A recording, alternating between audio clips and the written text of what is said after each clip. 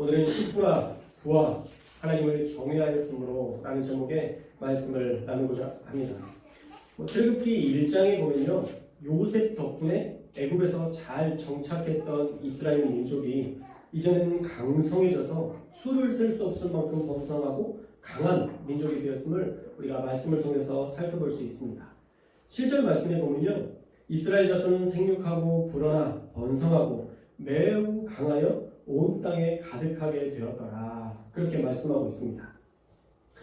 어떻게 이렇게 이스라엘 사람들이 번성하게 되었을까?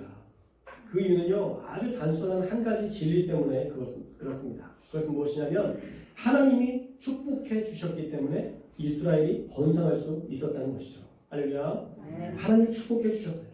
생육하고 번성하여 땅에 충만하라.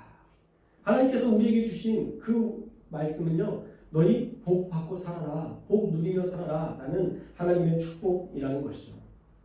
그런데 사실 이 축복은요, 보편적인 축복이었습니다.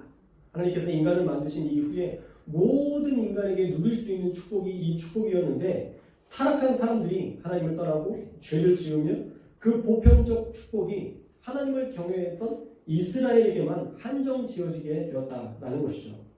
애국도 물론 그런 하나님의 축복과 번성을 누릴 수 있었습니다. 그러나 그들은 하나님을 인식하지 않았고 경외하지 않았기 때문에 이스라엘처럼 눈에 띄는 그런 축복을 받을 수 없었다는 것이죠. 사실 70명으로 시작된 야곱을 선두로 한 이 가족이 출애굽기 12장 말씀에 보면 430년이 지난 이 시점에 그 인구가 유아 외에 보행하는 장정만 60만 명이었다라고 얘기해요. 70명이 남자들만 60만 명, 같이 자녀들과 아내와 또 아이들까지 따지면 거의 200만이 가까운 그런 사람들로 엄청난 민족으로 번성했다라는 것을 우리가 알 수 있습니다. 하물며 애굽이 두려워할 정도로 번성하게 되었다는 것이죠. 출애굽기 1장 10절 말씀에 보면요, 두렵건대 그들이 더 많게 되면 전쟁이 일어날 때에 우리의 대적과 합하여 싸우고 이 땅에서 나갈까 하노라 하면서 이집트가 걱정했을 정도로 이스라엘 민족이 번성했다라는 거예요. 그래서 애굽의 바로는요, 이스라엘이 딴 생각하지 않도록 더 무거운 짐을 지게 하고 고된 노동으로 그들의 생활을 괴롭게 합니다. 그런데도 어떻게 됐나요? 12절 말씀을 보면 학대를 받을수록 더욱 번성하여 퍼져나가니 애굽 사람이 이스라엘 자손으로 말미암아 근심하였더라 라고 말씀하세요. 하나님의 축복이 임한 백성은, 그리고 성도는 그 어떤 박해에도 그 축복이 끊어지지 않는다는 것을 우리가 말씀을 통해서 살펴볼 수 있습니다. 여러분이 그런 백성이에요. 할렐루야.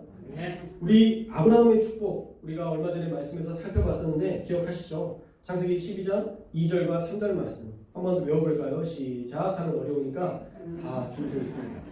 네, 한번 읽겠습니다. 창세기 12장 2절과 3절 시작. 내가 너로 큰 민족을 이루고 내게 복을 주어 내 이름을 창대하게 하리니 너는 복이 될지라. 너를 축복하는 자에게는 내가 복을 내리고 너를 저주하는 자에게는 내가 저주하리니 땅의 모든 족속이 너로 말미암아 복을 얻을 것이라 하시는지라. 아멘. 이 복이요, 아브라함, 이삭, 야곱, 그리고 거쳐서 지금 현재를 사는 여러분에게도 유효하다는 것 잘 알고 계시죠? 이스라엘은요, 그 박해 속에서도 오히려 더 번성하고 창대하게 되었습니다. 그래서 여러분 꼭 그 하나님이 주신 복을 우리가 잊지 말아야 돼요. 여러분이 고난 가운데 있다 할지라도 우린 마침내 복을 받고 복이 되고 복을 나누는 하나님의 사명자라는 것을 절대 잊지 마시고 이번 한 주도 나는 하나님의 자녀다라는 특권 의식을 가지고 당당하게 살아갈 수 있기를 주님의 이름으로 축원합니다. 그런데 이스라엘이 번성할 수밖에 없는 이유가요, 오늘 본문에 또 등장해요. 바로 십부라와 부하의 이야기가 그렇습니다. 원래 이야기의 순서대로라면 오늘 모세의 이야기를 나누려고 했었는데 요즘은 왜 이렇게 성경에 기록된 소외된 거장들이 눈에 보이는지 모르겠어요. 우리가 지난주에는 소외된 거장 중에 한 명 에서를 살펴봤었잖아요. 자신의 삶의 문제 가운데 축복하지도 않은 축복을 축복으로 바꾸기 위해서 애썼던 에서의 모습을 우리가 살펴봤는데 오늘은 그 이름도 생소한 십부라와 부하, 이 두 여인의 이야기를 가지고 하나님이 어떤 위대한 일들을 계획하시고 또 이 여인들에게 축복하셨는지를 우리가 살펴보고자 해요. 애굽 왕이 어느 날 산파들을 불러서 모의를 합니다. 애굽 왕의 초대를 받았으니까 얼마나 가슴이 떨렸겠어요. 왕이 31가지 뷔페 음식을 차려놓고 잘 먹인 다음에 수고가 많다. 내 너희를 칭찬하기 위해 이렇게 모이게 하였노라 라고 하면서 그동안 산파들의 수고를 뜬금없이 칭찬하기 시작합니다. 사실 산파들이 뭐 칭찬받을 게 뭐가 있겠어요. 왜 우리를 불렀지? 뭔가 꿍꿍이가 있지 않나 생각했을 것입니다. 그러더니 이제 잘 먹고 나서 본론으로 들어가죠. 16절 말씀입니다. 너희는 히브리 여인을 위하여 해산을 도울 때 그 자리를 살펴서 아들이거든 죽이고 딸이거든 살려두라. 애국 왕 같나요? 목소리가 조금 더 굵어야 되는데 그런 은밀한 지령을 받게 돼요. 얼마나 놀랬겠어요. 자기 동족의 아이들이 태어날 때 은밀히 아이들이 죽게끔 놔두라는 거죠. 원어의 의미도요. 대놓고 그 아이를 살해하라는 말이 아니라 산모가 정신이 없을 때 아이가 죽음에 이르도록 필요한 조치를 하지 말아라 라는 의미의 단어를 썼습니다. 산모도 모르게 은밀하게 죽게 만들라고 산파들에게 명령한 것이죠. 그런데 이 산파들은요 하나님을 두려워하며 살았습니다. 이 시브라와 부하는 하나님을 경외하며 하나님을 인식하며 살았다는 것이죠. 그래서 놀랍게도 애굽 왕 바로의 명령을 어겨요. 대단한 것입니다. 진짜 엄청나고 놀라운 도전 행위예요. 그냥 일반 조금 힘 있는 사람이 아니라 애굽의 왕이라니까요. 종살이하고 있는 나라의 왕이에요. 그것도 애굽이라는 4대 문명의 발상지였던 애굽이라는 거대한 나라의 왕을 말을 어기고 남자아이를 살렸습니다. 누구 때문에요? 하나님 때문에. 애굽의 왕보다 시브라와 부하는 하나님을 더 인식하면서 하나님의 생각을 더 중요하게 여겼다라는 것이죠. 그러자 애굽 왕이 다시 왕궁에 그들을 불러 모읍니다. 얼굴이 막 울그락불그락하면서 그 전에 부드러웠던 그 태도는 다 바뀌고 이 여인들에게 강하게 이야기합니다. 너희가 어찌하여 이같이 남자아이들을 살렸느냐. 아주 화가 나서 이렇게 힘있게 강도 높은 어조로 이야기를 했어요. 그때 산파들은 당황하지 않고 침착하게 애굽 왕 바로에게 말합니다. 히브리 여인은 애굽 여인과 같지 아니하고 건장하여 산파가 그들에게 이르기 전에 해산하였더이다 라고 얘기해요. 참 지혜로운 답변 아닙니까? 저는 이것도 하나님께서 주신 지혜라 생각해요. 하나님 편에 있으니까 하나님을 생각하고 하나님 편에서 일을 하니까 하나님께서 지혜도 주시는 거죠. 산파가 오기도 전에 이 아이를 낳아버렸으니 제가 할 수 있는 게 아무것도 없었습니다 라는 말이에요. 애굽의 왕 바로가 듣고 아 그래? 라고 할 수밖에 없는 그런 지혜로운 말을 하잖아요. 이런 지혜도요 하나님 편에 있으면 하나님께서 주시는 지혜인 줄 믿습니다. 그런데 이 일이 하나님의 축복을 받게 되는 귀한 첫 시작점이 되었다는 것을 우리가 말씀을 통해서 살펴볼 수 있어요. 20절에 보니까 그렇게 주목받지 못했던 산파들 이 시브라와 부하에게 하나님의 은혜가 임했다라고 얘기합니다. 하나님께서 친히 은혜를 베푸셨다라고 말씀하고 있어요. 그리고 이어서 그 은혜가 백성들에게도 임합니다. 20절 중반부에 보면 그 백성은 번성하고 매우 강해집니다 라고 말씀하고 있어요. 산파의 그 아름다운 믿음의 행동, 남자아이를 죽음에 내몰지 않으므로 이 두 사람에게 시브라와 부하에게 큰 은혜를 하나님께서 베풀어 주셨고 또 그것으로 말미암아 아이를 죽게 내버려 두지 않았기 때문에 그 백성들도 번성하고 강해졌다라고 성경은 기록하고 있습니다. 이 말씀이 우리가 계속 지금 살펴보고 있는 시브라와 부하가 복을 받고 그들 자체가 하나님을 경외함으로 복이 되고 또 복을 나눔으로 죽이지 않는 복을 나눔으로 애굽의 종살이를 하면서도 이 진리가 계속 퍼져나가고 있는 것을 우리가 살펴볼 수 있습니다. 사실 그 당시에 산파는요 그렇게 주목받는 인물도 아니었고 사회적 지위가 높은 사람들도 아니었습니다. 그런데도 오늘 성경에 이 시브라와 부하를 주목하는 이유는 그들에게 맡겨진 사명의 자리에서 하나님을 인식하며 살았더니 하나님께서 복을 주시고 은혜를 주시고 민족이 살게 하시며 그들의 집안을 흥왕하게 하시는 놀라운 축복을 받게 되었다라는 말씀인 것이죠. 그러자 바로가 이제는 대놓고 이스라엘의 남자아이를 죽이라는 명령을 통해서 애굽의 이스라엘 가운데 대박해가 시작됩니다. 남자아이가 태어나면 나일강에 던져 다 죽여라 라는 끔찍한 명령을 내리게 됩니다. 나일강에 던지라는 말은 사실 그냥 죽이라는 말이 아니라 애굽신의 제물이 되게 하라라는 의미예요. 그러니까 종교적인 의미를 부여하는 것이죠. 이것도 사실 개약입니다. 그냥 죽이라고 하면 누가 죽이겠어요? 반발이 심하니까 우리 애굽신의 제물로 이제 태어나는 남자아기를 다 바쳐서 너희가 더 풍성한 복을 받자, 애굽신이 너희를 축복할 것이다 라는 정치적 우회적 의미를 넣은 것이죠. 그렇게 모세, 물에서 건져냄이라는 이스라엘을 구원할 아이의 등장을 예고하고 오늘 말씀은 마치게 됩니다. 오늘 말씀에서 우리에게 주시는 은혜는 무엇인가요? 첫째로 하나님이 약속하신 그 축복은요, 대를 이어 요셉 시대로부터 350년이나 지난 이때까지 그 약속은 여전히 이어지고 있다는 거예요. 특별히 선택된 몇몇의 사람만이 아니라 깨어서 하나님을 경외하는 그 사람들로 말미암아 복을 받고 복이 되고 복을 나누는 사람들을 만들고 세우고 또 그 복이 이어지게 해주고 계신다는 것이죠. 많은 박해가 있어도 하나님은 그 백성을 번성하게 하십니다. 모든 아이가 죽음에 이르는 그런 처지에 놓였다 할지라도 하나님께서 그 모든 죽음을 막아주시고 은혜를 주시고 지혜를 주셔서 그 백성을 보호하셨다는 거예요.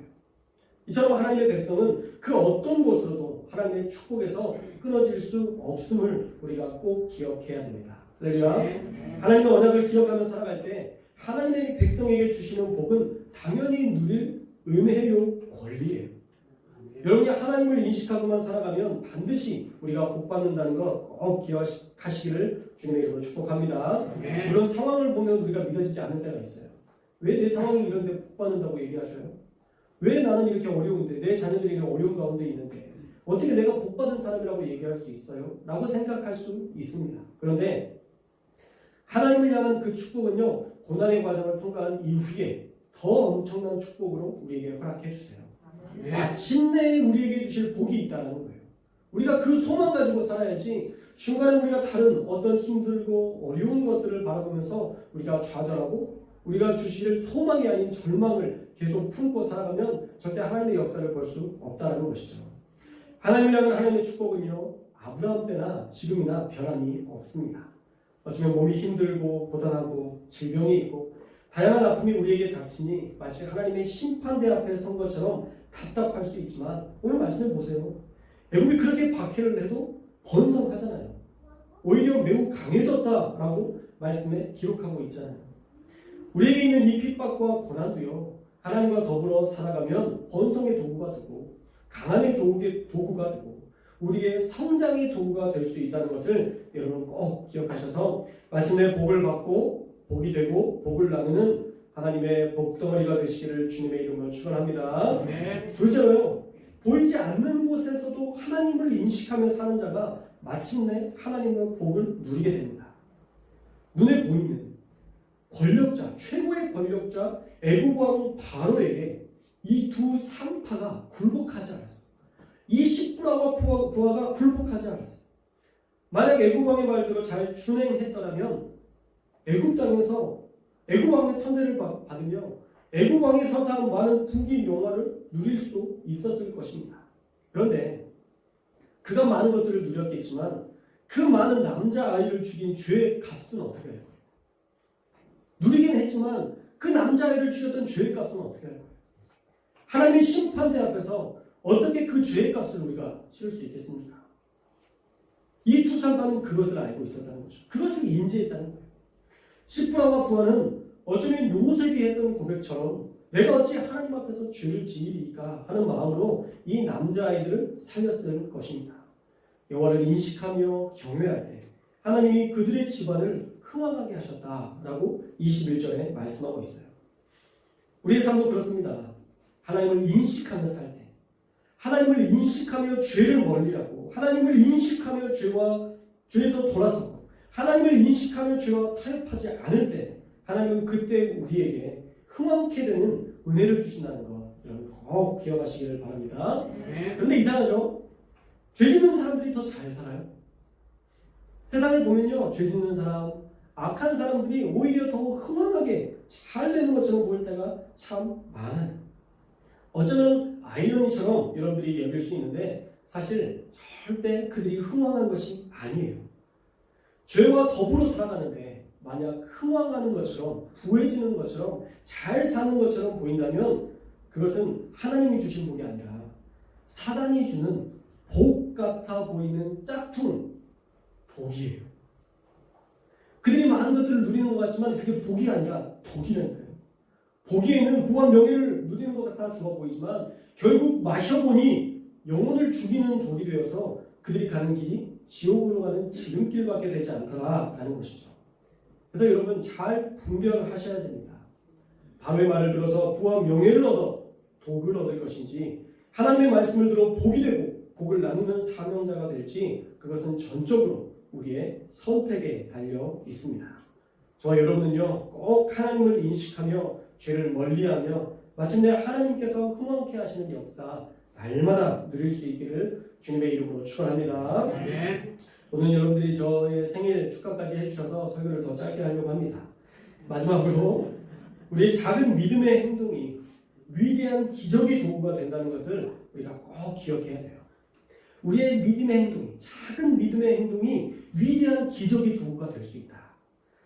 산파가 아이를 죽이지 않고 살린 것은 어쩌면 대단한 일처럼 보이지 않을 수 있어요. 그냥 평소대로 아이를 낳게 하고 선물을 돕는 평소의 일들을 했을 뿐이에요. 더 이상 어떤 일, 사실 더 어떤 구체적으로 더 위대한 일들을 하기 위해서 더 한 게 없어요. 산모는 그동안 했던 대로 아이를 살리고 아이를 잘 케어하는 그 일들을 한 것뿐이에요. 죽이지 말라고 죽이라고 했는데 안 죽인 것뿐이에요. 똑같은 일을 한 거죠. 그런데 그 일이 바로의 말을 듣고 죽이지 않은 그 일이 어떤 위대한 역사가 있었냐 후에 민족의 지도자 모세를 살리는 일이 민족의 지도자 모세를 살리는 일이 이 작은 믿음의 행동 안에 하나님이 준비하신 예비하신 엄청난 기적의 역사라는 것이죠. 사실 산파들은 알지도 못했을 거예요. 시브라와 부하가 모세의 탄생을 알고 남자아이를 죽이지 않은 게 아니잖아요. 그냥 하나님을 인식하면서 하나님이 하실 일들을 기대하면서 그냥 평소 때 했던 일들을 했을 뿐인데 그가 모세를 살린 엄청난 일을 했다라는 것이죠. 예전 터미네이터라는 영화를 보신 분들이 많이 있을 거예요. 이걸 모르시는 분들은 또 세대 차이가 이제 시작이 되는데 기계와 인간의 전쟁에서 기계를 없애는 일에 혁혁한 공을 세운 인간의 지도자를 터미네이터가 미래에서 찾아와서 지도자가 될 그 어린 아이를 죽이려고 하잖아요.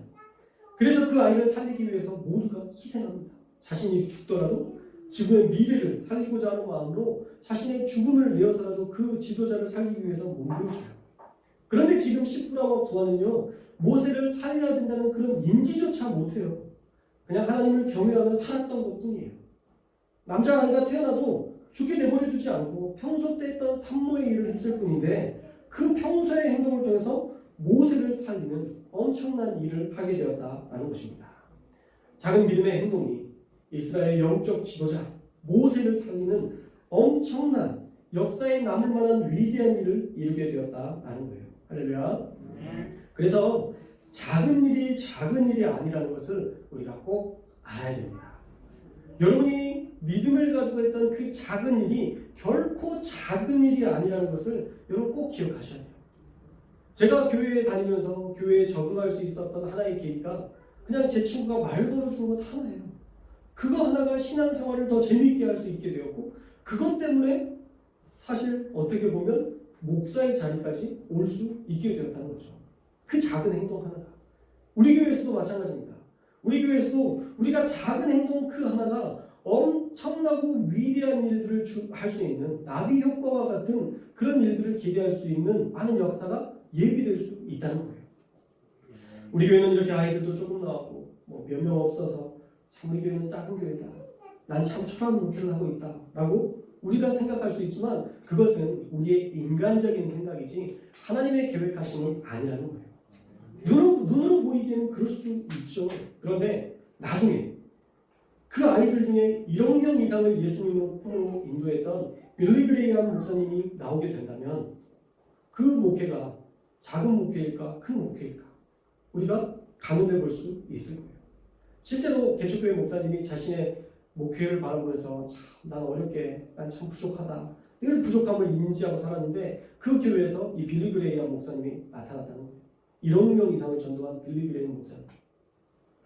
하나님 앞에서 우리가 사역의 크기를 비교하면서 크다 작다를 논하지 말고 작은 일도 위대하게 우리가 감당한다면 어느 순간 우리를 귀하게 역사의 한 현장에 귀한 도구로 들어 쓰실 줄 믿습니다. 아멘. 우리가 인지하지 못한다 할지라도 하나님 그렇게 위대한 일을 하셨다면 얼마나 귀한 일이에요.